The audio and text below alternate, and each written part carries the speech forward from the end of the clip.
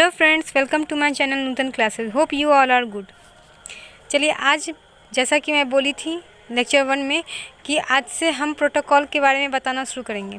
तो प्रोटोकॉल में आपका जो सबसे इम्पोर्टेंट प्रोटोकॉल है उसके बारे में हम डिस्कशन करेंगे। कनेक्शनलेस और कनेक्शन ओरिएंटेड प्रोटोकॉल होते हैं, ठीक है। जैसे यूडीपी कनेक्शनलेस प्रोटोकॉल है और टीसीपी कनेक्शन ओरिएंटेड प्रोटोकॉल है। तो चलिए हम पहला डिस्कशन करते हैं यूडीपी। क्या है UDP protocol? UDP is a unreliable connectionless protocol, ठीक है। कनेक्शनलेस प्रोटोकॉल जैसा कि मैं आपको बताई हूँ, UDP is a message oriented protocol. UDP can not do both congestion control flow control. UDP can do 50% error control. UDP is used as transport protocol by some of the application layer protocol like TFTP, SNMP, RIP, domain name server, DHCP, VoIP, etc. ये सब जो है connectionless protocol है, ठीक है। तो इसी वजह से वो यूडीपी प्रोटोकॉल में आते हैं। UDP does not ensure in order delivery. UDP is a light weight कहने का मतलब चूँकि इसमें कनेक्शन नहीं होता है तो बहुत ईजिली डाटा ट्रांसफ़र होता है। UDP has 8 bytes of fixed header length. UDP has faster than TCP. Connection less होने के कारण ये फास्टर भी होता है। उसके बाद broadcasting and multicasting applications use UDP. Streaming application like multimedia, video conferencing etc. Use UDP since they requires speed over reliability.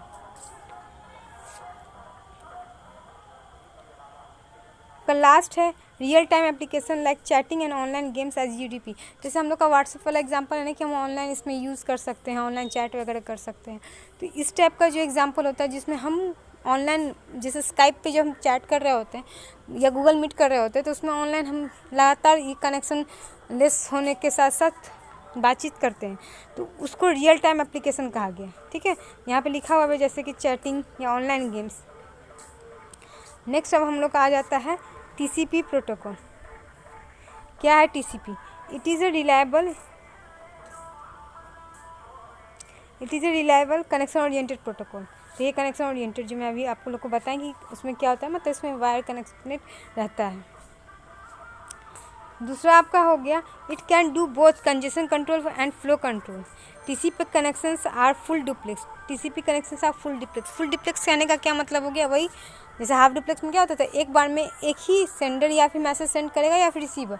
लेकिन यहाँ पे फुल डुप्लेक्स कहने का मतलब हो गया कि कि आप जो हैं दोनों तरफ से एक साथ ही मैसेज सेंड करना और रिसीव करना दोनों काम होगा। तो इसीलिए हम लोग TCP क्या हो गया फुल। तो TCP कनेक्शन मतलब TCP प्रोटोकॉल ये अलाउस करता है, तो इसीलिए हम लोग कहते हैं TCP connections are full duplex, ठीक है। तीसरा हमारा हो गया TCP uses a combination of GBN and SR protocols. ये हम आगे आप लोगों को पढ़ाएंगे, ठीक है। गो बैक एंड प्रोटोकॉल और सिलेक्टिव प्रोटोकॉल के बारे में, ठीक है। TCP is a byte oriented protocol. Byte oriented protocol कहने का मतलब TCP का हम लोग फिजिकल लेवल पे मतलब डाटा लिंक लेयर ये सब में भी प्रयोग करते हैं। TCP can do 100% error control, ठीक है। इसमें कहीं से भी एरर चांसेस नहीं रहते हैं। ऐसा नहीं कि फ़ोन लगाएं तो यहाँ के बदला वहाँ लग गया वायर कनेक्शन में। चलिए, कनेक्शन ओरिएंटेड प्रोटोकॉल्स का कौन कौन सा है उस सब का नाम है, ठीक है, जो कि एप्लीकेशन प्रोटोकॉल में आते हैं। FTP, SMTP, HTTP, telnet, POP, IMAP, NNTP, etc. TCP ensures order delivery, मतलब डाटा आप जैसे सेंड कर रहे हैं वैसे डाटा रिसीव भी होगा। उसका TCP से हैवी वेट, चूँकि इसमें वाइड कनेक्शंस होता है तो इस वजह से वो हैवी हो जाता है, मतलब उसमें बहुत ज़्यादा कम्प्लेक्स हो जाता है। इसी वजह से उसको TCP को हम हैवी वेट कहते हैं। TCP has 20 to 60 bytes header length. उसमें कितना है 8 बाइट और इसमें 20 से 60 बाइट हेडर लेंथ है TCP में। TCP से स्लो दैन UDP। TCP क्या है? UDP से स्लो होता है, चूँकि इसमें वायर कनेक्शन होने के कारण ये उससे स्लो होता है। ये 100% एरर फ्री है, जबकि UDP 100% एरर फ्री नहीं होता है। चलिए अब हम नेक्स्ट आगे बढ़ते हैं। हमारा नेक्स्ट प्रोटोकॉल है ICMP प्रोटोकॉल। क्या है ICMP प्रोटोकॉल? इसको क्या कहा जाता है? Internet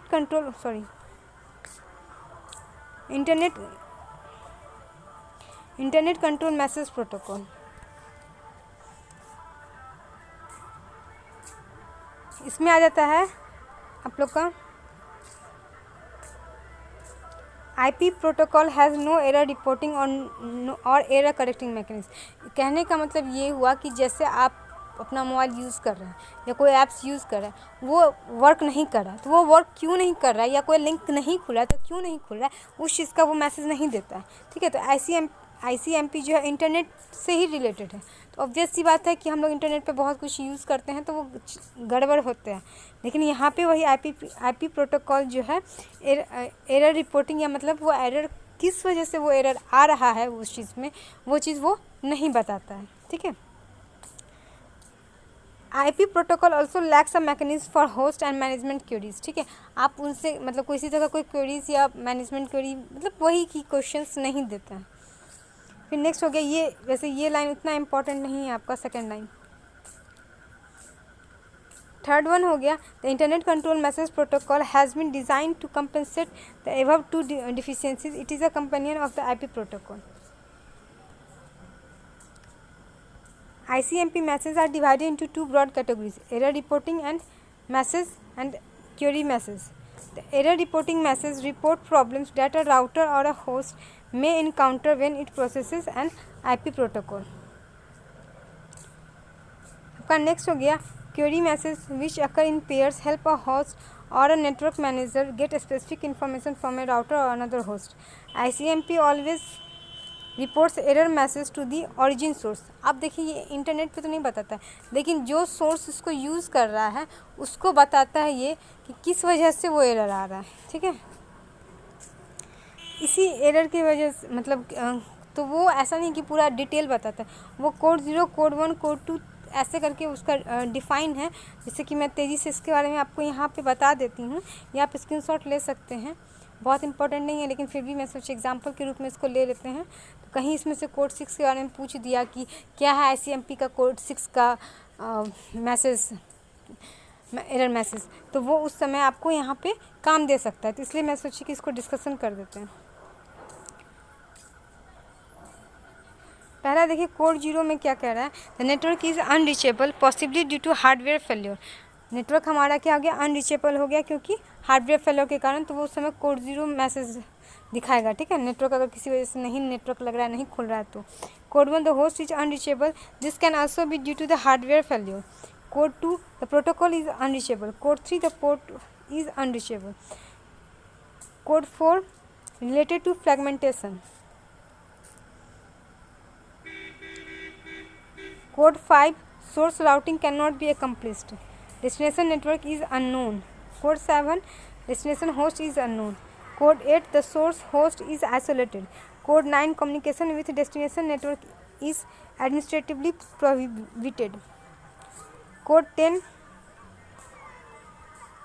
communication with the destination host is administratively prohibited. इस तरीके से आपका इतना ही है, ज़्यादा इंपॉर्टेंट इसमें, बाकी फिर उतना इंपॉर्टेंट नहीं है।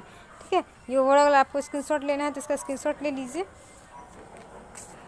ठीक है, और क्या बोलते हैं, इसको आप अपने से भी देख लीजिए। अगर फिर भी कोई दिक्कत या कोई क्वेरी रहता है तो आप कमेंट बॉक्स में डाल के पूछ सकते हैं। ICMP internet control message protocol, देखिए इसमें है वही सोर्स क्वेंच के बारे में। मतलब इसका डायग्राम जो मतलब फ्रेम जो डिज़ाइन होता है वो इस ढंग से है, टाइप 4, कोड 0, चेकसम। इस ढंग से आप उस चीज़ को जो मैसेज डिस्प्ले करेगा स्क्रीन पे, वो इस तरीके के फॉर्मेट से करेगा। ठीक है, चलिए अब हम बढ़ते हैं हम लोग नेक्स्ट प्रोटोकॉल की तरफ। ईथरनेट देखिए आपका फिजिकल लेयर प्रोटोकॉल है। ठीक है, इसमें ईथरनेट में क्या है, डिफरेंट, ये क्या है, कनेक्शन ओरिएंटेड। इसमें डिफरेंट तरह के डिफाइन अलग अलग बैंडविड्थ के लेंथ के अकॉर्डिंग बांटा गया है। जैसे कि आपका पहला हो गया स्टैंडर्ड। स्टैंडर्ड कितना देता है आपको, 10 Mbps का स्पीड देता है। फास्ट तो 100 Mbps। Gigabit 1 Gbps। 10 gigabit 10 Gbps speed देता है। इसी में आपका जो जैसे वायर का लेंथ होता है ना, मोटाई, थिकनेस, उसके अकॉर्डिंग भी बांटा गया है। जैसे 10/2 कहा जा रहा है, इसका मतलब thin channel cable. 10/5 thick channel cable. 10/T twisted pair. ठीक है, 10/F फाइबर ऑप्टिक्स। समझ में आया, इसमें इतना ही इम्पोर्टेंट है आप लोग के लिए। अगला आपका प्रोटोकॉल है DHCP। क्या है DHCP प्रोटोकॉल? ठीक है, DHCP प्रोटोकॉल हो गया आप लोग का, it is an application layer protocol. सबसे पहली बात कि एप्लीकेशन लेयर प्रोटोकॉल, अभी मैं यूडीपी वाले में आपको बताई भी हूँ कि ये एप्लीकेशन लेयर प्रोटोकॉल है। दूसरा पॉइंट क्या है, DHCP is use to dynamically assign internet protocol addresses to each host on your organisation network. जैसे किसी ऑर्गेनाइजेशन में किसी लिंक को या किसी बात को पूरे ग्रुप में भेजना है तो उस चीज़ में आपका DHCP प्रोटोकॉल हेल्प करता है। ठीक है,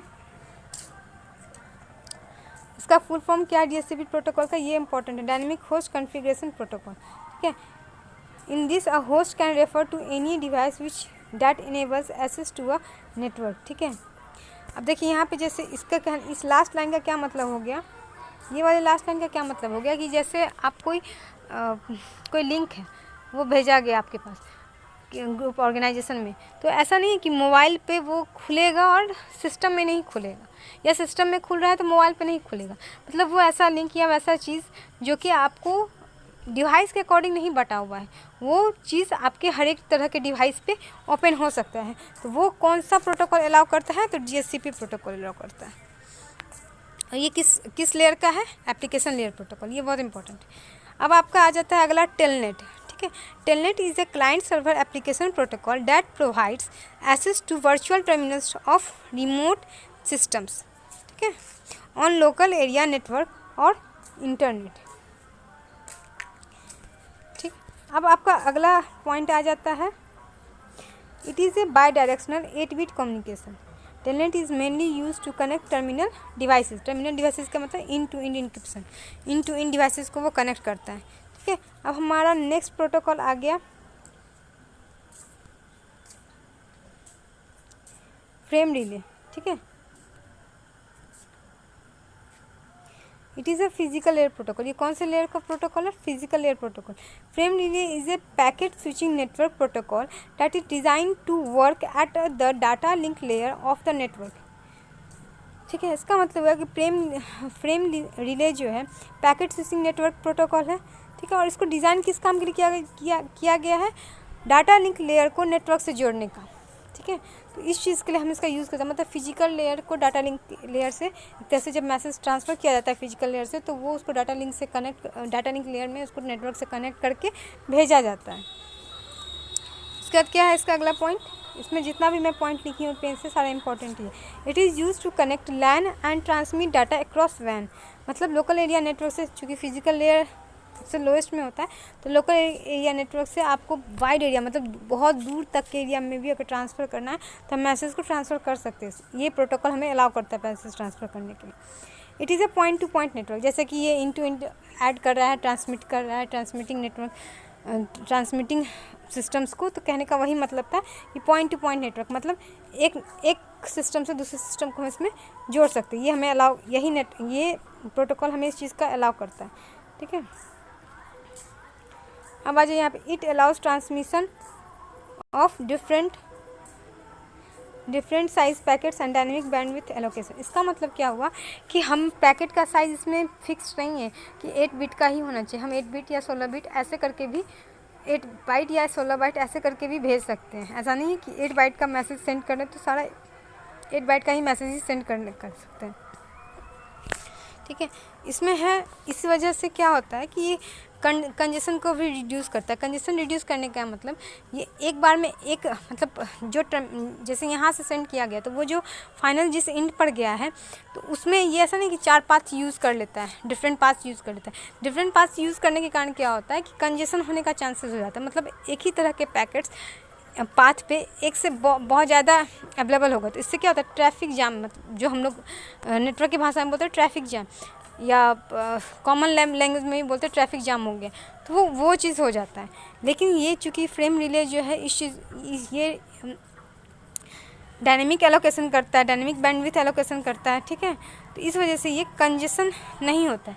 मतलब वो अचानक से ही जो उसको रास्ता पाथ सही या खाली मिलता है उस पाथ से पैकेट को ट्रांसफ़र कर देता है। ऐसा नहीं कि वो 4 पाथ से ट्रांसफ़र करता है, जो पाथ उसको खाली मिलता है उस पाथ से पैकेट को ट्रांसफ़र कर दिया जाता है। यही वजह है कि कंजेशन नहीं होता है। जैसे कि हम आपको यहाँ पर डायग्राम में भी दिखाए हुए हैं, आप देख सकते हैं कि राउटर से वर्चुअल नेटवर्क राउटर 2 पे जा रहा है, ये सर्विस प्रोवाइडर, फिर इससे फ्रेम रिले, और इस तरीके से राउटर 3। इस तरीके से मैसेज यहाँ पे भेजा जाता है।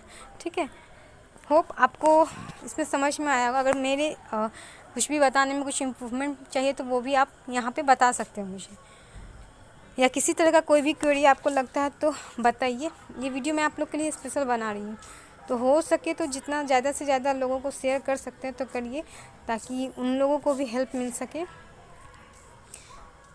और मेरा वीडियो अगर आपको अच्छा लग रहा है तो लाइक कर दें, और अगर नए हैं तो चैनल को सब्सक्राइब कर लें, ताकि आपको जैसे जैसे मैं वीडियो डालते जाऊँगी 1 बाय 1